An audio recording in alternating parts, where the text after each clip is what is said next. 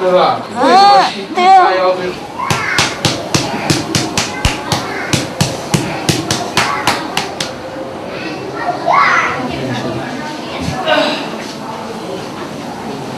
皮不疲倦？人是有点疲倦，然后就是胃胀呢，主要是胃胀的，所以都长期间了。也不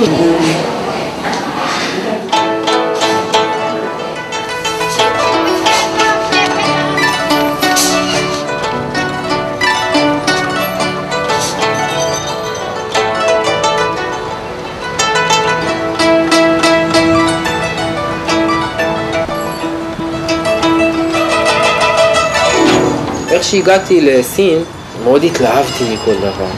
כמו ילד קטן שמגיע לעולם חדש.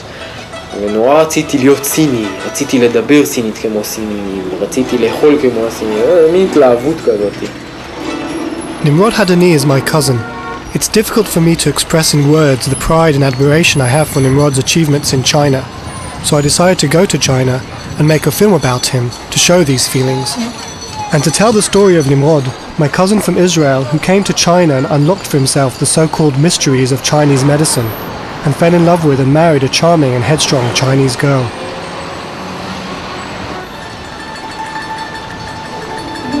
My name is Yuval Leon, and that's me on the left of the picture, with Nimrod.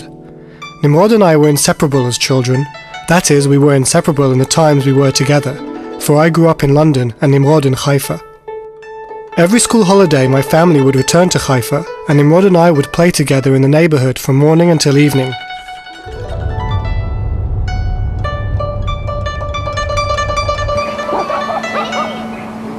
But naturally, as we became youths, we grew a little apart. I was attracted to journalism and today work as a television news producer in London.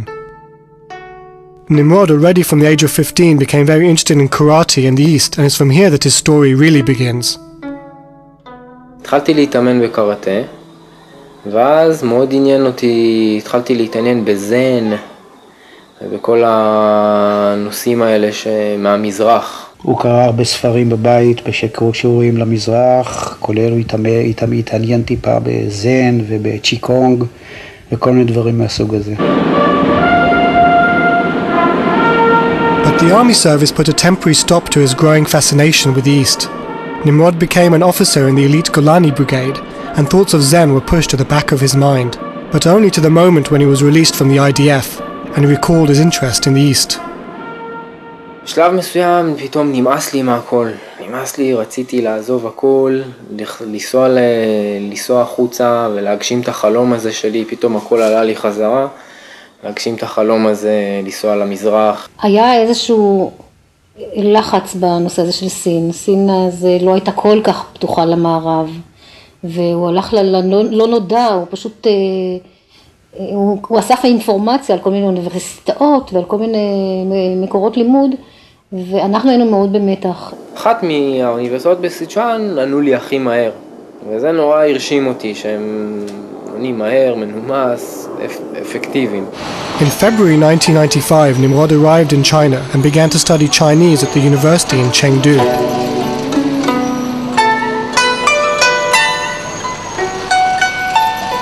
Located in southwest China, Chengdu is the capital of the province of Sichuan. Chengdu, with 10 million citizens, is a city with a mix of the modern and traditional, a city Nimrod fell in love with.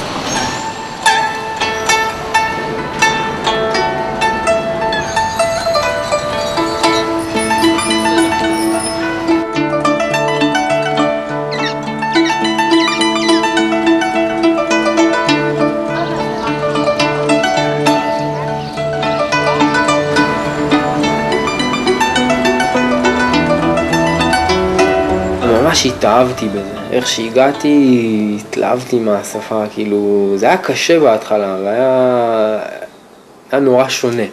בהתחלה איך שאתה מגיע אתה אומר, לא מצליח ללמוד את השפה הזאת, זה בלתי אפשר, כל הצלילים כל כך שונים. וזהו, ולאט לאט התחלתי, ואני לא יודע, מה שסינים אומרים, אני למדתי די מהר את השפה הסינית, הרבה מזה זה בגלל המורות המעולות שהיו לי, וזה שהייתי לבד בכיתה, פשוט מאוד כל יום 3 שעות פשוט דיברתי ושמעתי סינית.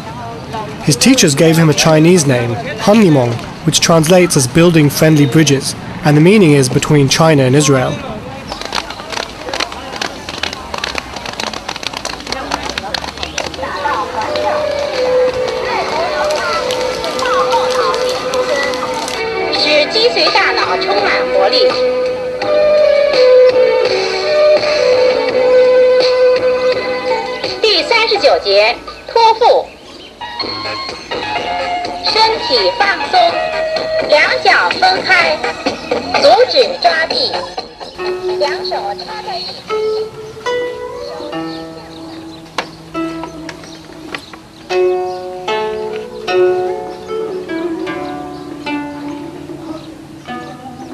Nimrod immersed himself in his Chinese studies, but another big part of his life in China was the martial art of Tai Chi, classes in which he started taking soon after his arrival.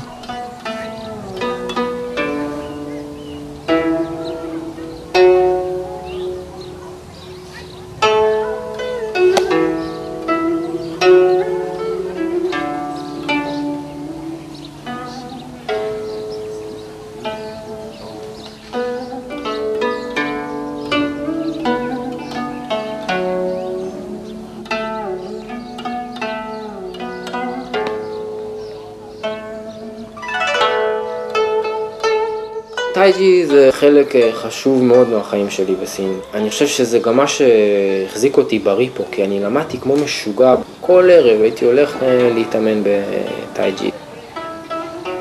Tai Chi did not only keep Nimrod healthy, Nimrod became close friends with his teacher, Fan Lauscher.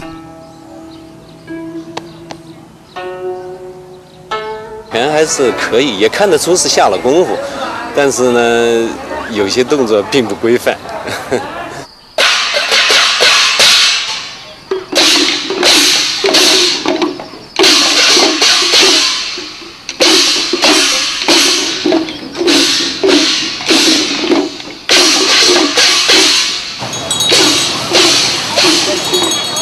After 1.5 years in China, Nimrod met Feng Bei, nicknamed Beibei, and the attraction between the two was immediately apparent. 其实最主要的是因为，开始我觉得他是一个外国人，因为以前从来没有外国的男孩子跟他们在一起过，所以没有试过，所以想试一下一个新的东西。而他又是一个外国人，然后又是一个很帅的外国人。 But Beibei's parents, both retired government workers, could not accept that their daughter was with a foreigner. 主要是不了解汉尼姆，因为老外呢还是有坏的，还是有好的，所以说呢就一直都不同意。我说你天远地远的离乡背井，万一汉尼姆对你不好又咋办呢？我一直就阻挡呢，后头我就晚上也睡不着。